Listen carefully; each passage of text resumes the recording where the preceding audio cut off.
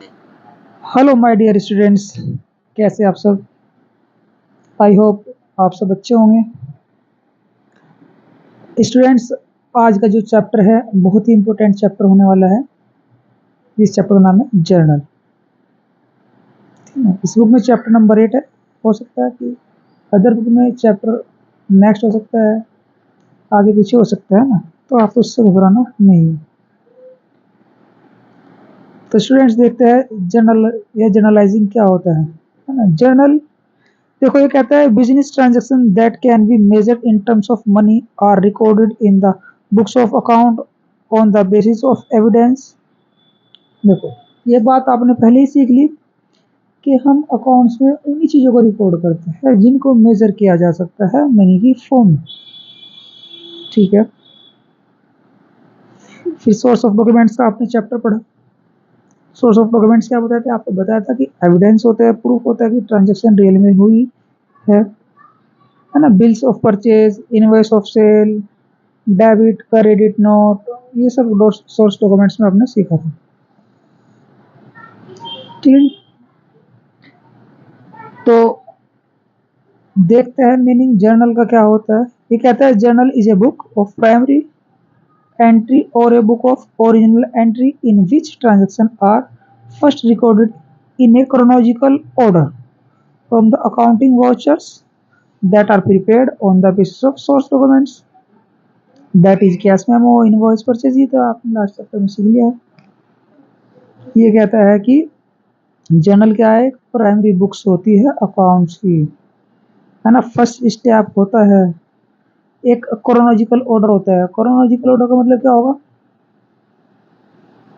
Step by step, time to time, जो काम पहले हुआ उसको पहले ही रिकॉर्ड किया जाएगा। ठीक है ना, डेट वाइज। ठीक है। अकाउंटिंग वाउचर्स आपने सीखे, तो उनकी सहायता से हम क्या बनाते हैं, जर्नल एंट्री आप बनाते हैं। ठीक है जी। इसको special generalized, special purpose of books, ठीक है ना, भी कहा जाता है।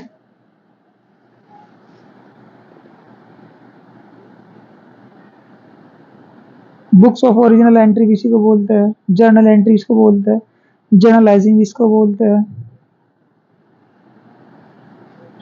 तो बहुत सारे नाम है इसके।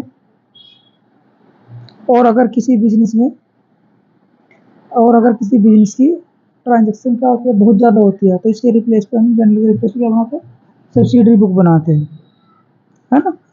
सब्सिडरी बुक जैसे कि आपकी purchase book, sales book, purchase return book, sales return books, bill receivable books, bills payable book and journal proper, ये सब क्या होती है, आपकी सब्सिडरी बुक होती है। जर्नल का फॉर्मेट देखेगा आप कैसा होता है। ठीक है। फॉर्मेट ऑफ जर्नल, पहला कॉलम होता है आपका डेट, ठीक है ना, 5 कॉलम होता है इसमें। दूसरा पर्टिकुलर, देखो यहाँ मिस्टेक किया हुआ है इसमें। तीसरा होता है आपका LF, चौथा होता है आपका डेबिट अमाउंट, और पांचवा होता है क्रेडिट अमाउंट, है ना, गलत लिख दिया इसमें, कोई बात नहीं। जो अमाउंट डेबिट हो इसको यहाँ लिखते हैं, टू के साथ क्या लिखते हैं, क्रेडिट लिखते हैं, और नीचे क्या लिखते हैं, नरेशन लिखते हैं। क्लियर है जी। क्या लिखते हैं, नरेशन। नरेशन में क्या होता है, ब्रीफली डिस्क्रिप्शन होता है, इसमें कैसे ट्रांजेक्शन किया गया उसको पहचान लेते हैं। ठीक है। LF का मतलब होता है लेजर फोलियो। तो इसमें क्या कहते हैं, in this column the number of ledger, है ना, क्योंकि आप सीखेंगे जनरल एंट्री के बाद हम लेजर बनाते हैं, तो इस पर लेजर पेज लिखा जाता है। Is return to which debit and credit aspect of the transaction is positive, है ना, लेजर नंबर लिखा जाता है इसमें, बेसिकली कुछ नहीं लिखा था। डेबिट अमाउंट होती है, क्रेडिट अमाउंट होती है।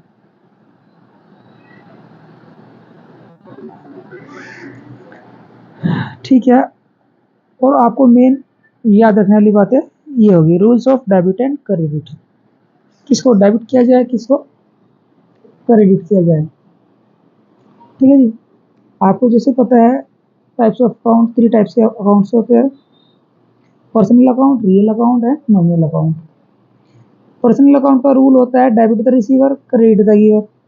रियल का होता है what's come in, what goes out. Nominal का होता है ऑल एक्सपेंसेस या लॉसेस डेबिट, ऑल इनकम या गेन क्रेडिट।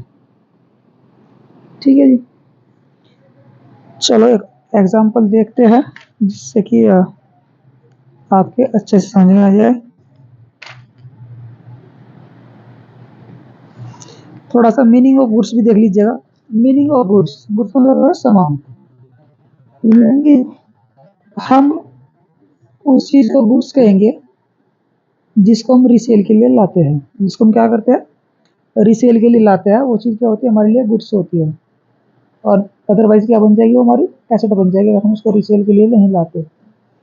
जैसे कि एग्जांपल, आपने फर्नीचर खरीदा, तो ये बताओ गुड्स है या आपका एसेट है।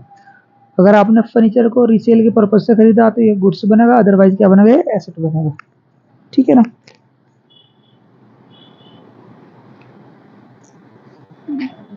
चलो let us take one example for better understanding.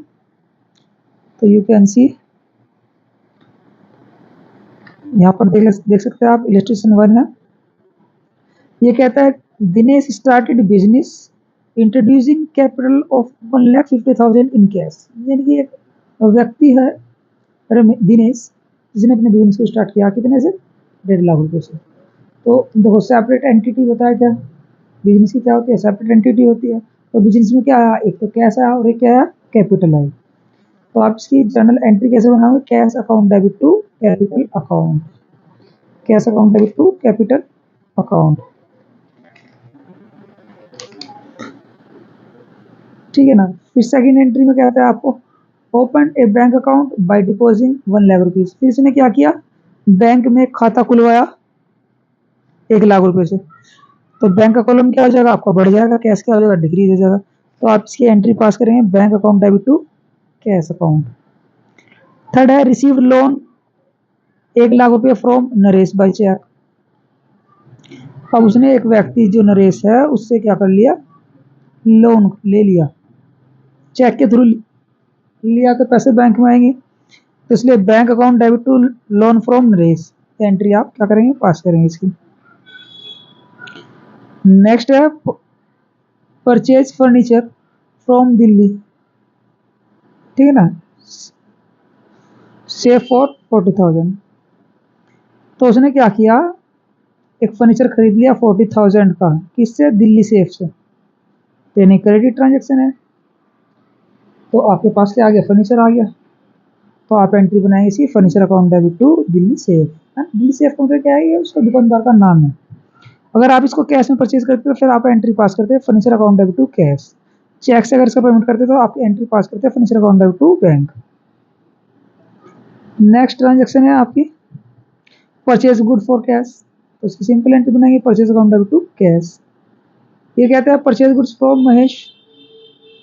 अब महेश से यानी कि उधार खरीदा, तो purchase account debit to Mahesh बनेगी इसकी entry. Sold goods to Karim, यानी कि उधार फॉर कैश। देखो नाम भी लिखा हुआ और कैश भी लिखा हुआ, यानी कि क्या मानी जाएगी, कैश की ट्रांजेक्शन। अगर कैश नहीं लिखा होता तो ये क्रेडिट ट्रांजेक्शन होती है। तो cash account debit to sales की क्या होगी, जनरल एंट्री होगी 25,000 से। ये कहता है sold goods to Shyam on credit, Shyam को उधार भेज दिया, तो Shyam debit to sales. Cash receive from Shyam, अब शाम से पैसे आ गए तो cash account debit to Shyam. Cash paid to Mahesh, Mahesh को हमने पैसे दे दिए तो महेश डेबिट हुआ, पर्सनल अकाउंट है, टू कैश करेंगे जनरल एंट्री। ठीक है ना।